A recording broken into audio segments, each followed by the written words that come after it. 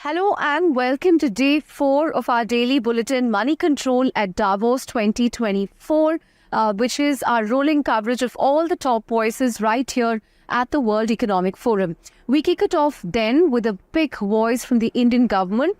We caught up with Union Minister Ashwini Vaishnaw, who's had a very busy schedule at WEF. He's been meeting with a range of investors, semiconductor firms on their India plans. He's also been discussing the India chip story and our semiconductor mission. I caught up with him and asked him about everything from chips to deepfakes. Let's listen in. If you can give us your own perspective of India's chip strategy, juxtaposing it with what other world economies are doing. Absolutely. And we had a very interesting panel yesterday where the senior semiconductor leaders were present. And today we just finished a roundtable on semiconductor. The net message out of this entire series of conversations is the policy framework that our Prime Minister has announced in January 22. That's absolutely the right policy framework. The execution so far has been highly appreciated. People have noted the fact that Micron plant construction started within 90 days. On the first question that you asked, yes, we have a very strong design capability, and that design capability has today matured from being a back office to designing entire product, designing complete product, to further maturing to conceptualizing a customer's need and then converting that into a design. This strength we must further strengthen. This strength we must keep our focus on. The natural corollary of this strength is to have chip manufacturing. For example, Mr. Chris Miller gave this example today in the roundtable that Taiwan, when they started their chip manufacturing, they didn't have the design capability. South Korea, still they are working on increasing their design capability. So it's no longer a question of design or manufacturing. It's a question of design and manufacturing. So I think this is what the message we got from all the senior leaders who expressed their satisfaction.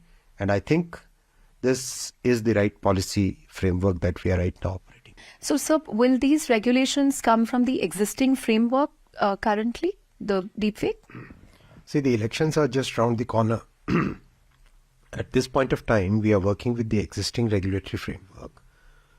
But our conversations with practically from all sections of the society and leaders from all across the world, everybody is concerned about the threat to democracy that deepfakes and disinformation actually puts on the democracy.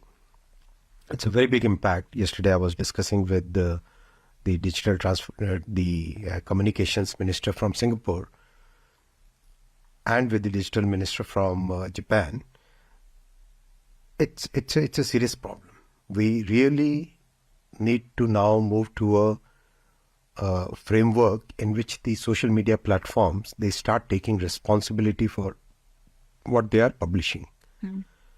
The context of social media has changed. When the safe harbor was enacted way back in 1990s, that was the time when internet was evolving. It had come up as a tool which was used by a very limited number of people. Today, internet and its manifestation in the form of social media platforms is very, very widespread. Practically every citizen is today exposed, is using social media platforms. And in that sense, the context which was there in 1990s no longer exists.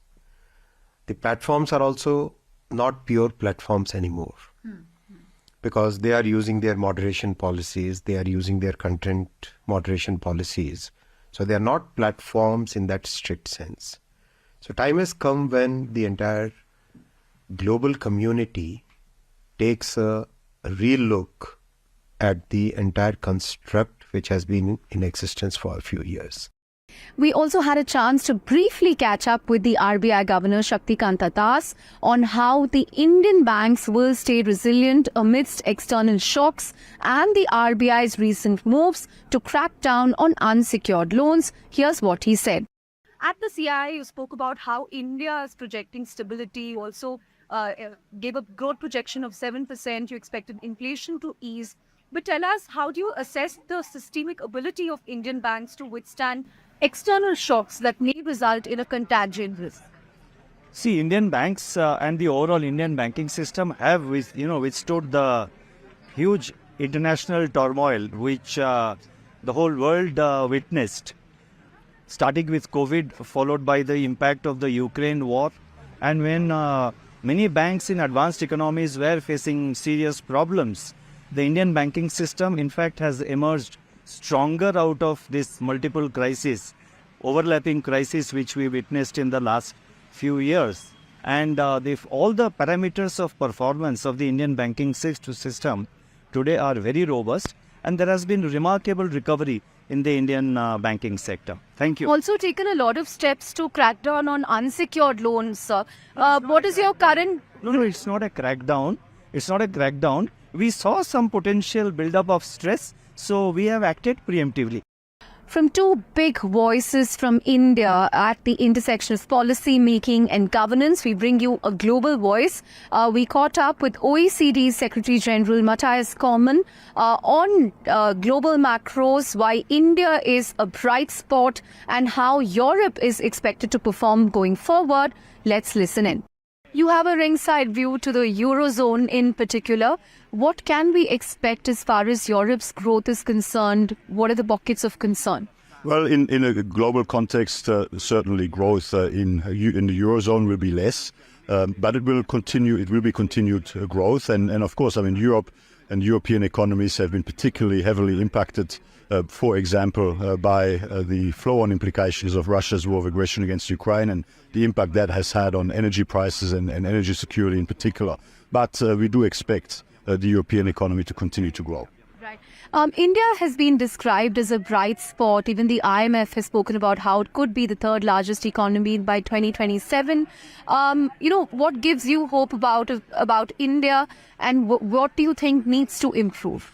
Well, India, we expect to continue to be the fastest growing economy across the G20. We expect a growth of more than 6% this year and next year. And so India, indeed, is performing extremely well and is helping to drive global growth. But with all of the downside risks in the global economy, I mean, of course, India as a major trading nation is not immune from the impacts, negative impacts that might flow from developments in other parts of the world. And that is something that will need to be watched. But, and the other point, I guess, that we would make is that we see inflation coming down in India, and we do believe that in the second half of this year there will be opportunity to ease monetary policy settings, to start easing monetary policy settings in India gradually. Away from macros, to bring you a big corporate voice then, we spoke to Anish Shah, the group CEO of the Mahindra and Mahindra Group, one of India's largest conglomerates, on their plans for 2024. He particularly spoke about their EV strategy, how they are doubling down on that, his outlook for IT and their growth gems going forward. Let's listen in. As far as private capex is concerned, investment plans are concerned, tell us about M&M Group's, Mahindra Group's plans for 2024. Where will you be doubling down, and what new areas are you looking at?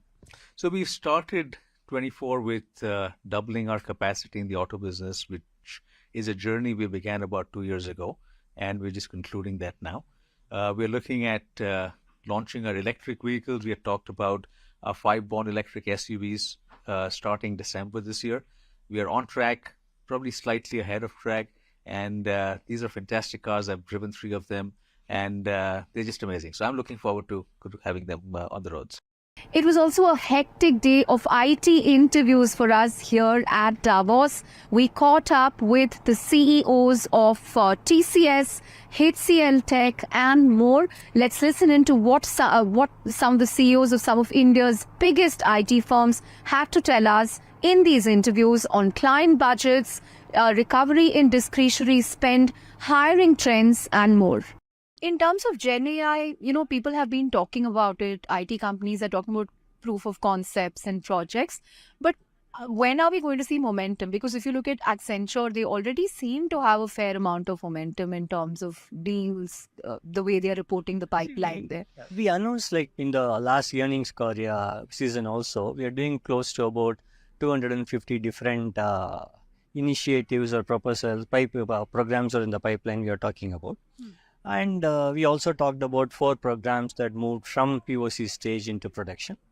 We are engaged with our customers in most all verticals in multiple geographies. I don't think we are behind there. I think as and more proof points emerge, business cases are able to be worked out, you would see more of them coming into production. Like, I'm not worried that TCS is behind in this thing. We are heavily invested. We are training our people. Like we train more than 150,000 associates in that, and we are setting up our own what we call AI arena where our folks can be trained. So a lot of things are going on. We have invested heavily on that. Right. Kriti, software and internet companies in the US in recent weeks are continuing to announce layoffs. So again, will that, do you see a risk of pricing pressure in some pockets because of that?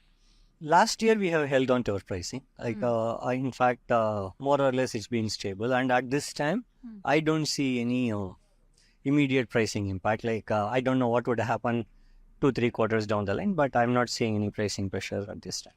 One trend that also stood out for me in the last fiscal is, subsequent quarters of headcount decline. I think for TCS, I think the headcount went down by 12,000 or something like that.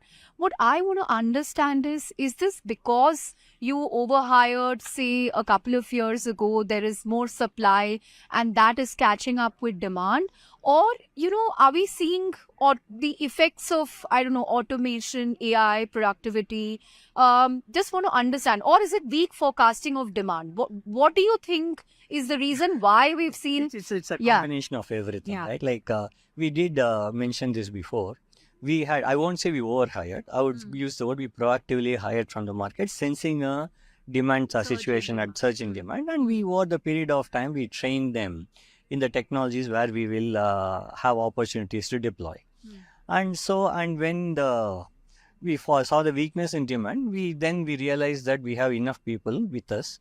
And so we are not hiring to replace the people that are leaving us, and we are able to internally deploy them. So that's the reason you find that our recruitment, the fresh recruitment, is lower than the attrition. That's why we see the net headcount reduction. One other trend, CVK, is the headcount addition. While many other companies again reported decline, you actually managed to add people. Again, is that a trend that we can expect to continue? Take us through your hiring plans for next fiscal as well. Yeah, I think our portfolio is about 88% services and 12% software.